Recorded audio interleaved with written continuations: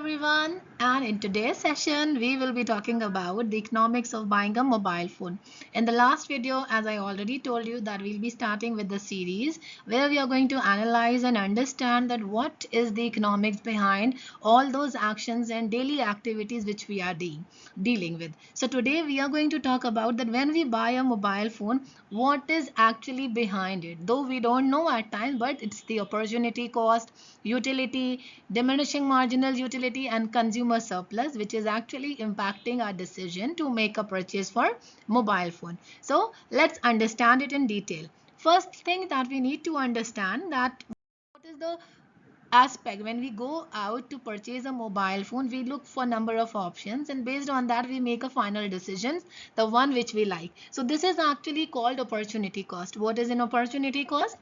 It is when you are buying something, like out of all the available options you are foregoing something to buy another thing. Like you are planning to buy an expensive phone, so for that what you are foregoing, you are actually foregoing your vacation or your all your saving. So what you are doing, you are investing in one thing, you are giving up on one thing in order to get the other thing. So here it says when buying a mobile phone, choosing one model means foregoing others. For example, buying a high-end phone may mean giving up a vacation or saving. So this trade-off is the opportunity cost of the purchase. Opportunity cost means that you are letting go of the other things and you are investing in the one thing which you feel that this is something that you should have. Then it is also about utility. What is utility? So utility is actually the gain or the satisfaction you derive from getting a commodity. And we have another aspect which is diminishing marginal utility. Diminishing means decreasing, marginal means additional. So this diminishing marginal utility is like when you have more units of something, the utility derived from it goes on decreasing. So when we make a purchase for the phone, what we look for? We look for the utility. What is utility? Utility is the satisfaction gained from using that specific phone. Then what is diminishing marginal utility? The first phone brings high utility, but buying additional phones reduces added satisfaction. It means the first one that you purchase, you are like, it is giving you more of satisfaction and the anxiety level, the excitement level is really high. But if you purchase more of the units of mobile phone, the satisfaction goes on decreasing. So this is the law of diminishing marginal utility. So this is another thing that is there when we make a purchase for mobile phone.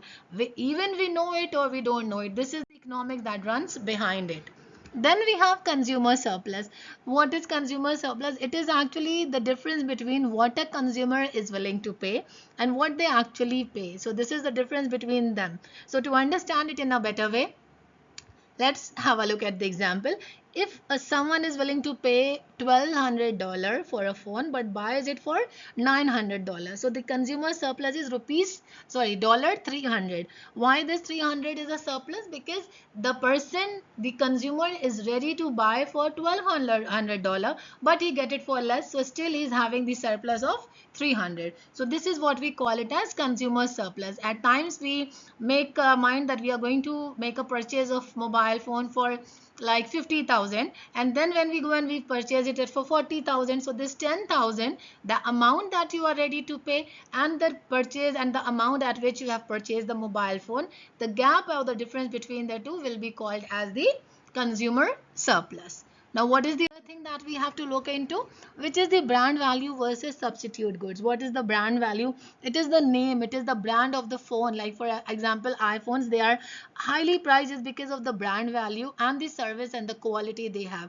So if you are interested in buying a phone, or if you have a passion for mobile phones, you will be looking into buying iPhone or something high end, or OnePlus or something which you believe is going to add more value to your style statement or things like that. Substitute good, like there are a number of options which are providing better quality in terms of camera, music, all those things, but it depends on you that whether would you like to go for a brand or you are going to compromise on some available options which are providing you equally good services, but you have to make a decision. So consumers must weigh their emotional and social value versus practical needs. So if you are buying a phone as a part of your social status, or you believe that this is something that you should be owning, so You have to consider that perspective. Otherwise, if you want that it should be falling within your budget and it should be meeting out your basic requirement or the needs that you have with using a phone, so you can purchase the out of the available options, else you can stick to the one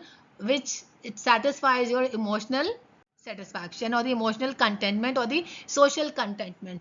Then we have the at the end what we have to conclude, that buying a mobile phone involves more than just price. We look only into the price and features, but there are number of other aspects, like you are making a choice which is opportunity because you're buying the one which is of good quality and which is of good use to you. And then we are talking about the consumer surplus, like how much you are ready to pay, and you always look for a brand which you believe is going to serve the purpose. Plus you try to find a thing which is, you try to look into the thing which leads to smarter buying decision. You have to make a decision that whether you would like to go with the like societal branding that you have, or you would just like to stick with your practical or the basic needs. So here we have understood that when we are buying a phone, we are not just buying a phone, there are a number of other things associated with this. So next time when you go out on buying a phone, this you need to remember that you are applying all the economics aspects or concepts in buying your mobile phone. So that's all for the day. I hope you will get to understand that what is the economics behind it. So as I told you, behind everything there is economics. Whether you are buying something, you are eating something, so everywhere economics is just